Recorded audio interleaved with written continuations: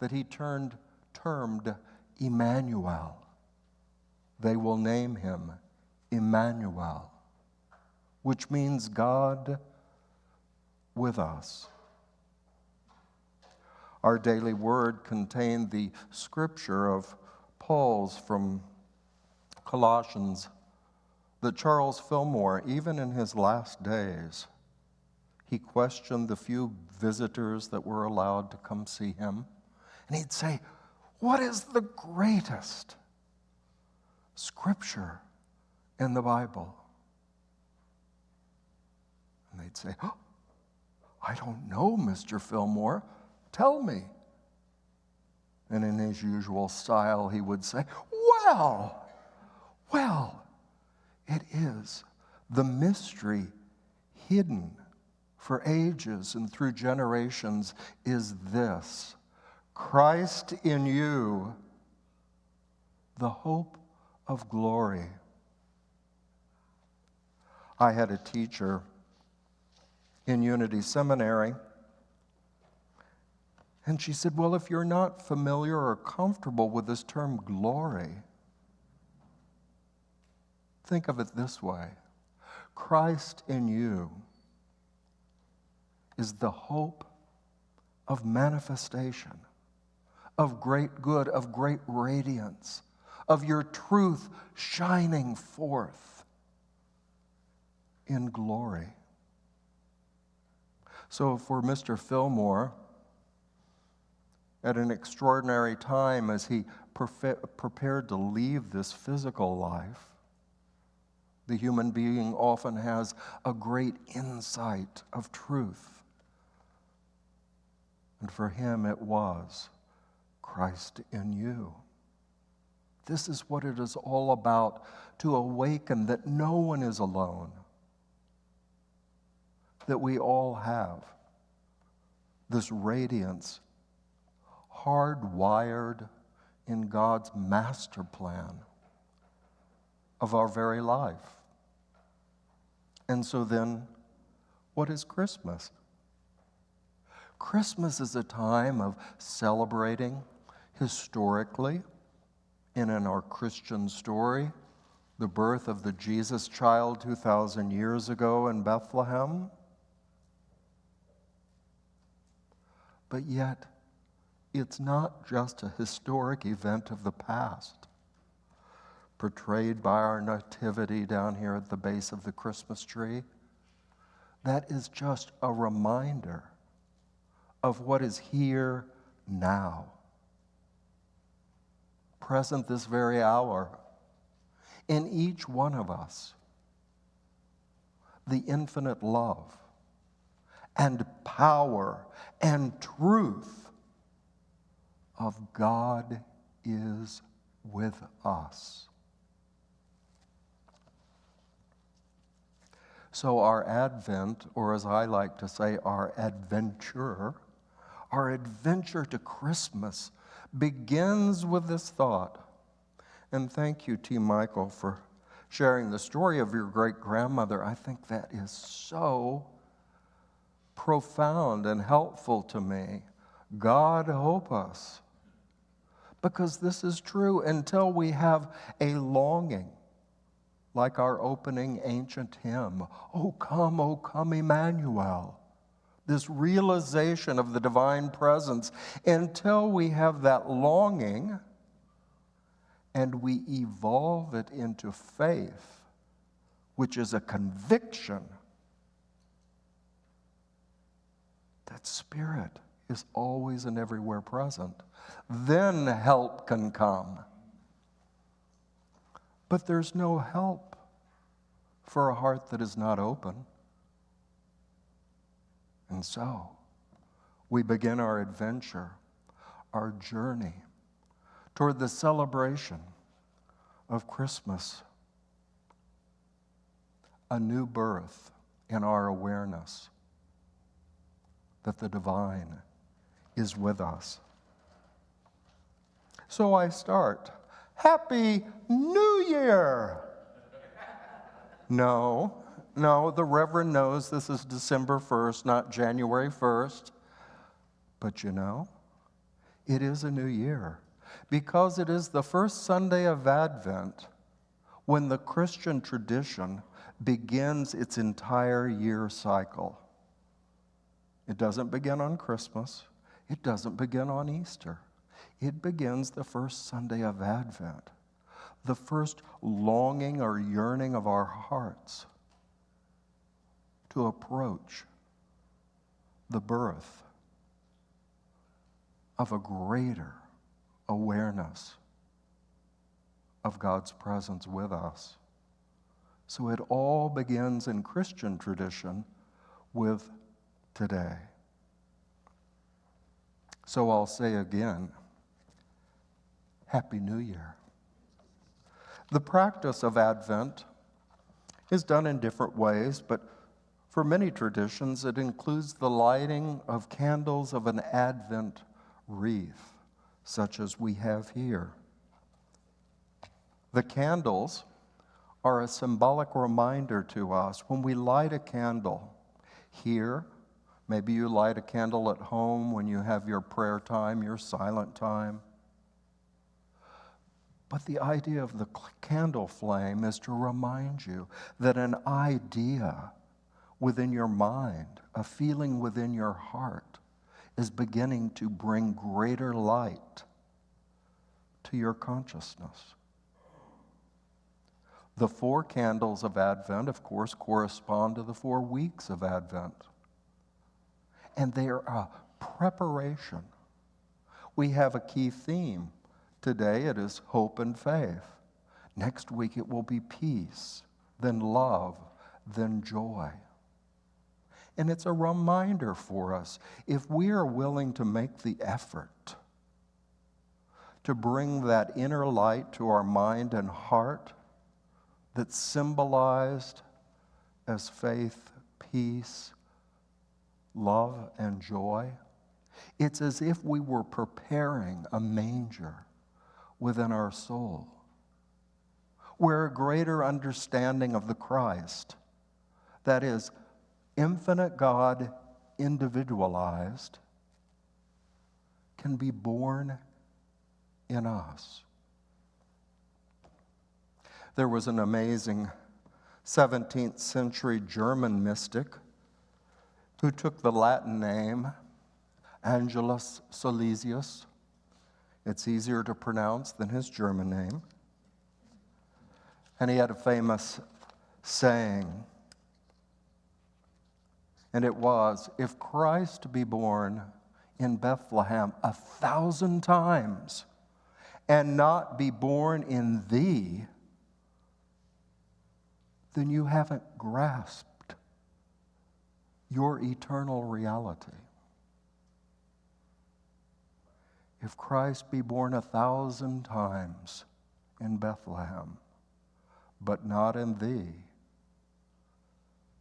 then you've missed the point.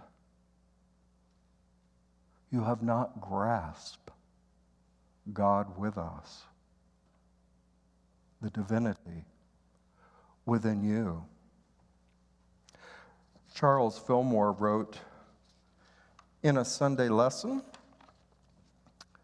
from 1919, even a little before my time, Christmas 1919, the end of World War I,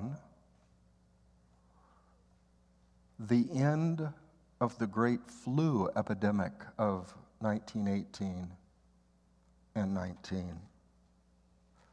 A time perhaps filled with fear, concern, doubt, wonder, not unlike the time our world is facing now, with struggles and challenges of all kinds. People in different parts of the world wondering if they're alone, if the world even cares. So it was a challenging time. It was also challenging personally for Charles Fillmore. He fell into great illness. Unity headquarters began making preparations that their co-founder would not survive. And they needed to be prepared.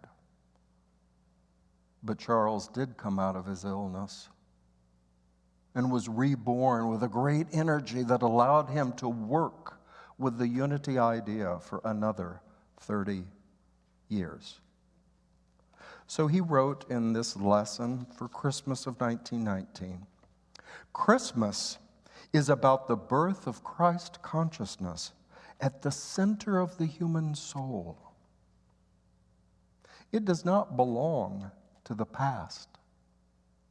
It is vital, living, present truth.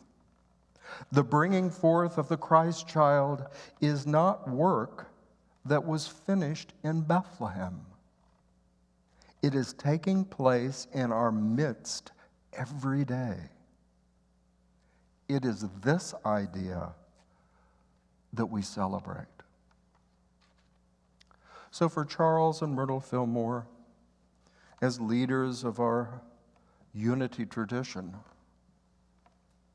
Christmas was like that mystic Angelus spoke. It was an ongoing process. It was not to be seen as celebration of an ancient time, although that's part of it. That's part of the longing and the hope. But it's also a very present reality. And sometimes some of us struggle during the holiday season, so much going on, so many family celebrations or perhaps family issues. A lot's going on, and some of us may find ourselves in a place of doubt, even fear about our life, our future.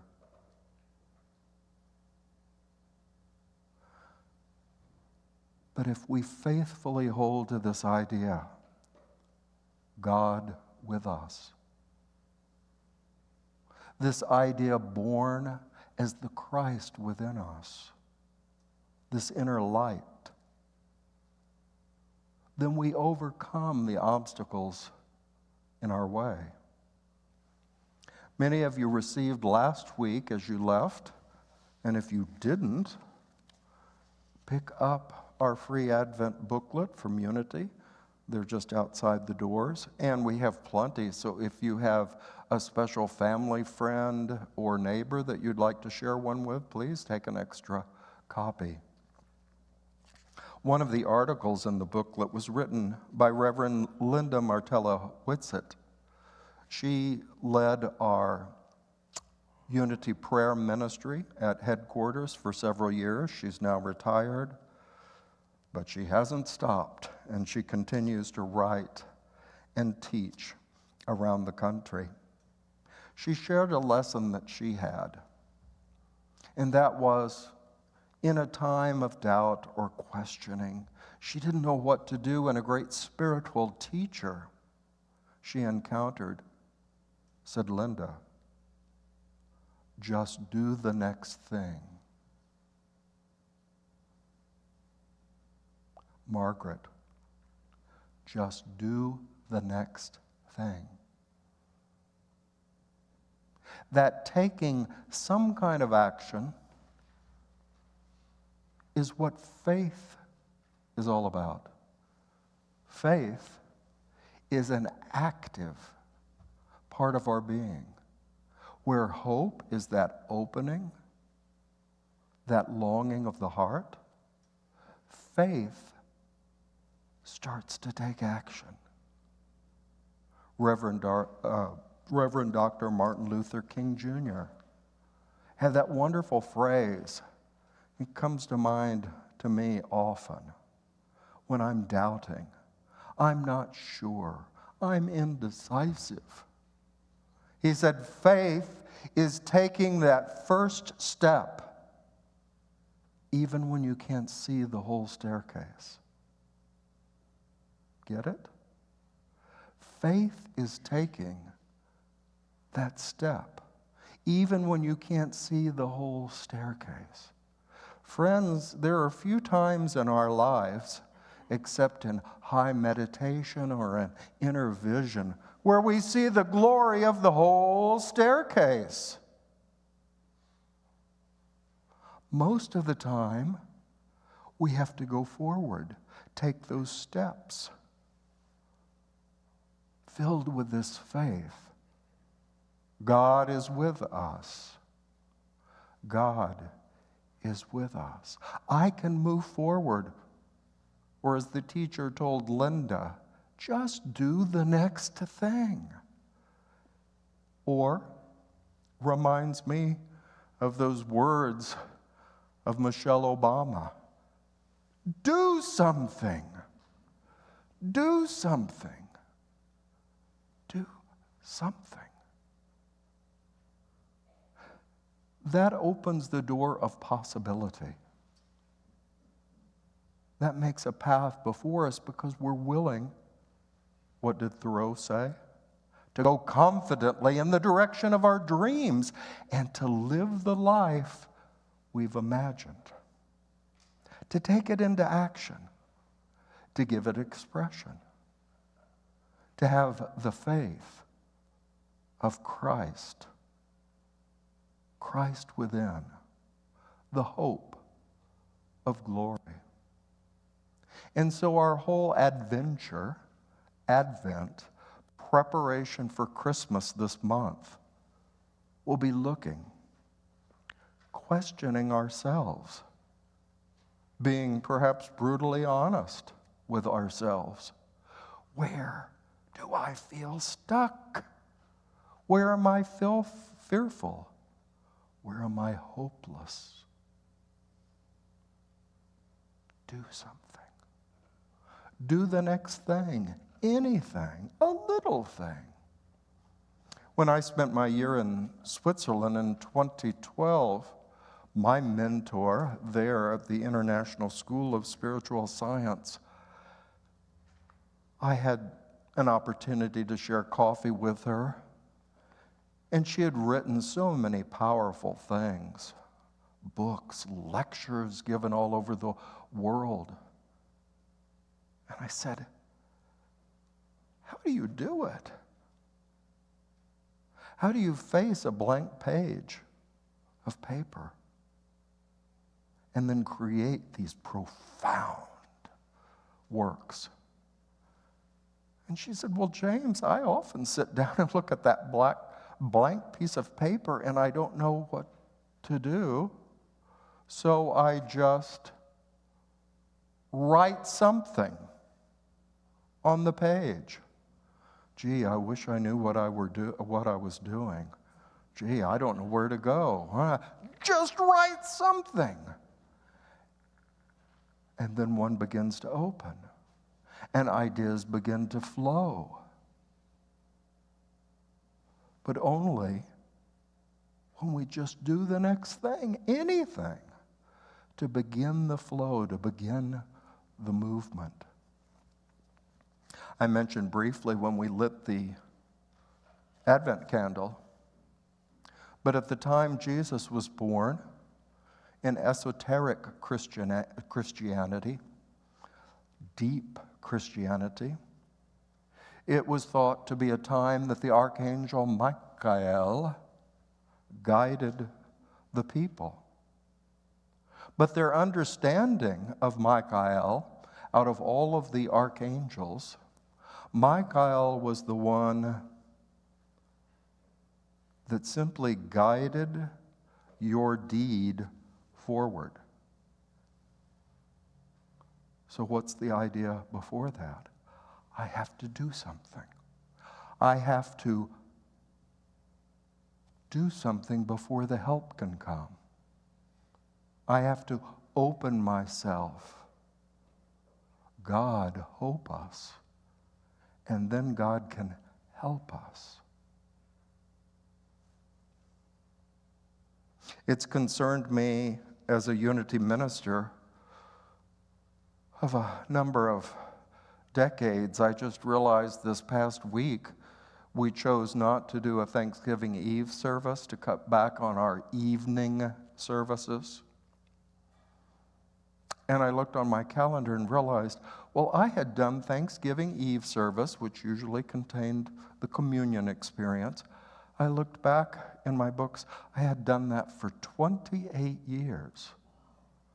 And this week, and the year 2012, when I was in Switzerland for a year, learning, I hope, I missed that year. So I thought, well, out of 28 years to just miss 2 services, that was pretty good. But sometimes we can get stuck in that rearview mirror, that looking back. Oh, yes, we'll sing Christmas carols about the birth of Jesus in Bethlehem. Isn't that special? It'll warm our hearts. We might hear a few of the stories from the Gospels about Jesus' birth and development.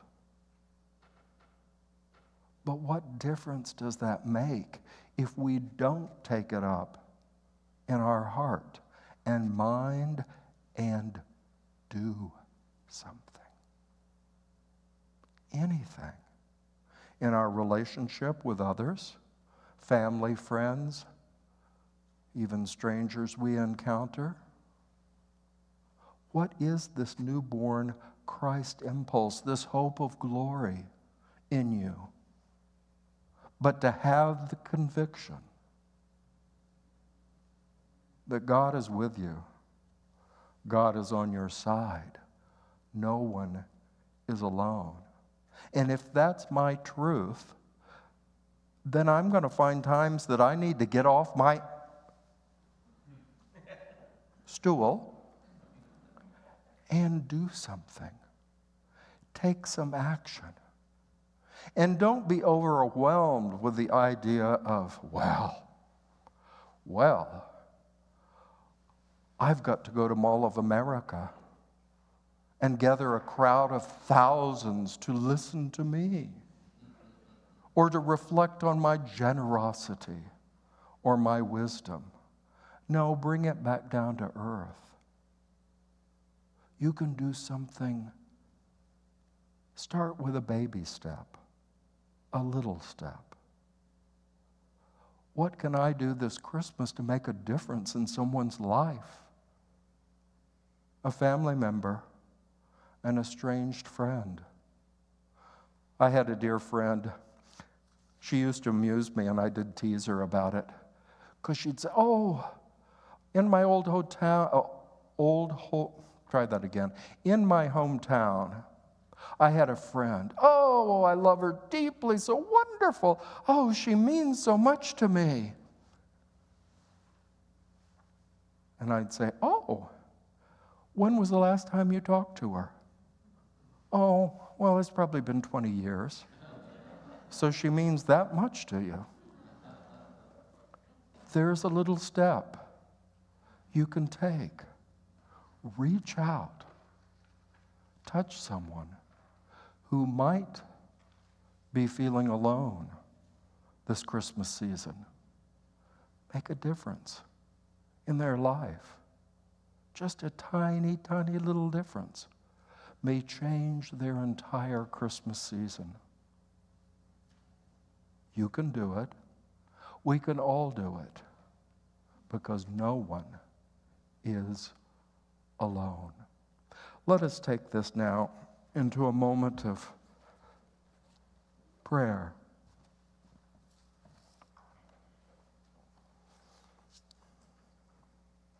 I invite you to turn your attention within and remember that scriptural phrase, in the twinkling of an eye, in a moment, we are all changed. So a meditation does not need to be lengthy to be significant. Just turn your attention within and acknowledge Emmanuel. God is with us.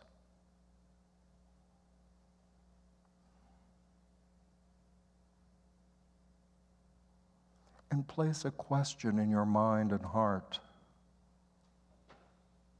What will I do with this truth?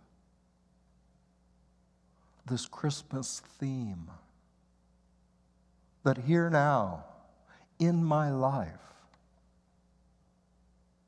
a new power is born, continually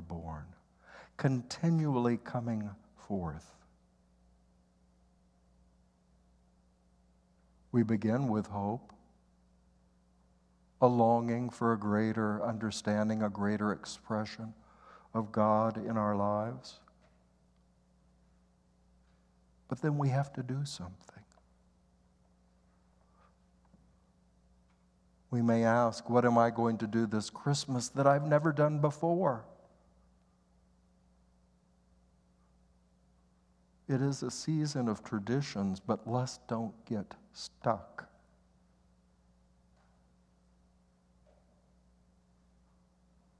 Let us remember Christ within is my hope of glory. Now in faith, I'm going to take action.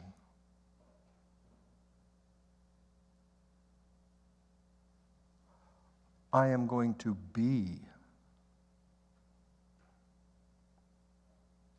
what I long to see in the world.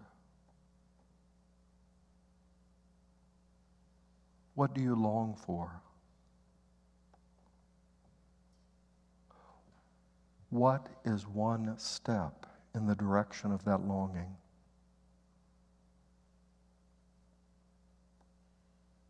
Because God is with you. Spirit will help you, but not until you act. And so it is. The mystery, hidden for ages and from generations, is Christ in you, the hope of manifestation, of possibility. But only you can take the first step. Thanks be to God that it is so. And as we prepare to receive our offering, I invite you. An offering is a step also